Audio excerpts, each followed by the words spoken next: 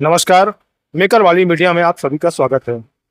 हमें अपनी प्राचीन धरोहरों को सहेज कर रखना चाहिए, क्योंकि इन धरोहरों के साथ हमारे पूर्वजों की यादें जुड़ी होती हैं और इनके माध्यम से हम अपने बच्चों को, आने वाली पीढ़ी को, इनकी विरासत से, इनके ऐतिहासिक महत्व से परिचित करा पाते हैं। यह जो देख पा रहे हैं आप, बरगद का वृक्ष, यह बड़ चौराहा है। बड़ चौराहा पे यह बरगद का वृक्ष, इसकी ऐतिहासिक महत्ता है। बताया जाता है कि यह उस क्रांति का द्योतक है, उसकी मिसाल है, या उसका एक प्रतीक है जो 1857 के पहले भी यहाँ इस क्षेत्र में, गोंडमाना क्षेत्र जिसे कहा जाता है, वहां पर हुई थी। और ऐसी क्रांति हुई थी जिसकी भनक अंग्रेजों को नहीं लग पाई और अंग्रेजों को यहाँ से छोड़कर जाना पड़ा था। लेकिन बाद में डिवाइड एंड रूल और कुछ गद्दारों की तरह, और जो अंग्रेज छल कपट करते थे, उसके माध्यम से उन्होंने उन क्रांतिकारियों को पकड़ा। और इसी वृक्ष पर ये जो कड़े देख पा रहे हैं लोहे के, ऐसे कई जगह पे लोहे कड़े थे, और इन कड़ों के माध्यम से यहाँ पर उन क्रांतिकारियों को फांसी पर लटकाया गया। और ये सब कुछ सरेआम सार्वजनिक रूप से किया गया, ताकि लोगों इसको देखकर डरें और अंग्रेजों के विरुद्ध किसी तरह की इस अब कोई ऐसी अविश्वास की बातें या उनके विरुद्ध लड़ने की, क्रांति की बातें कोई सोच भी ना सके। यह ऐतिहासिक महत्व का बड़ चौराहा, यह बरगद का पेड़, जिससे हमारे पूर्वजों की यादें जुड़ी हुई हैं। लेकिन आज यह देखकर दुख होता है कि यह अपनी सबसे बदहाल स्थिति में है। देख पा रहे हैं आप, जो चबूतरा कहीं बना रहा होगा, यह टूट गया है। पूरी तरह गंदगी, कचरा जो है यहाँ पर भरा हुआ है।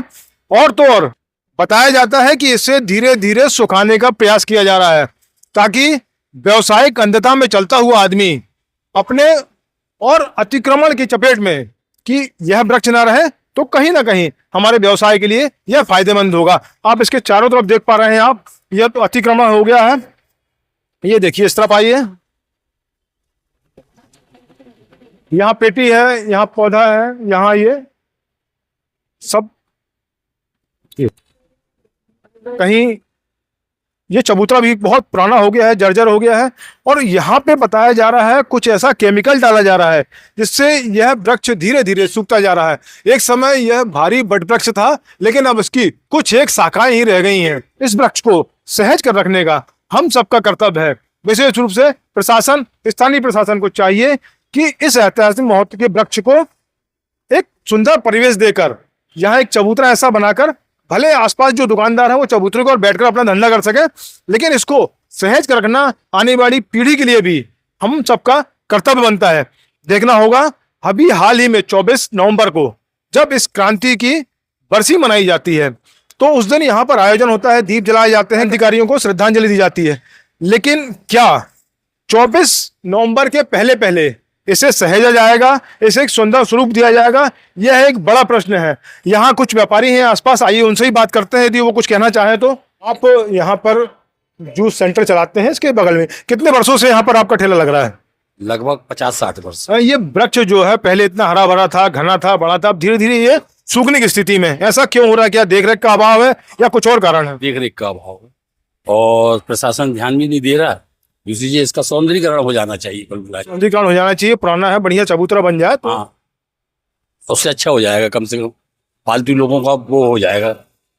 तो देख रहे हैं आप कि यहाँ के स्थानीय व्यापारी भी चाहते हैं कि इसका सौंदर्यीकरण हो जाए, क्रांतिकारियों के प्रतीक कोई एक स्टैचू लग जाए यहाँ पर, और आसपास जो है ऐतिहासिक एक चबूतरा अच्छा बन जाए। हमारे साथ एक सज्जन और है, शायद, आइए, क्या कहेंगे इस बरगद के वृक्ष को? ऐतिहासिक वृक्ष है, कहते हैं यहाँ पे पहले फांसी देते थे। आज भी एक अकोड़ा बचा है, पहले 5-6 ठो थे। अच्छा, अभी समय के साथ वो उसको चुरा के लिए गए, मगर एक ठो अभी भी बचा हुआ है। बहुत पुरातन वृक्ष है, भगवान करे इसको सुरक्षित रखें। प्रशासन की यही उम्मीद है। चारों तरफ छाया हुआ था, बहुत कम शाखाएं रह गई हैं इसकी, रुक भी रहा है एक तरफ ये। इसको संरक्षित करना बहुत जरूरी है। इसको, ये जो बाउंड्री वगैरह सब बनाए थे, ये सब टूट गया है। गंदगी भी पूरी छाई हुई है। गंदगी के लिए क्या बोले, इसके लिए हम ही लोग जिम्मेदार हैं उसको। चलिए, कोई, इन्होंने एक्सेप्ट तो किया कि यहाँ की यदि कुछ रख रखाव थोड़ा बहुत नहीं हो पा रहा, तो कहीं ना कहीं स्थानीय व्यापारी उसके जिम्मेदार हैं। लेकिन ये मांग करते हैं कि प्रशासन से कि इसे एक अच्छे स्वरूप में विकसित किया जाए, ताकि इस विरासत को हम आने वाली पीढ़ियों तक भी सहेज कर रख सकें। आप इस विरासत को लेकर क्या सोचते हैं? हमारे कमेंट बॉक्स पर अपनी प्रतिक्रिया अवश्य दें।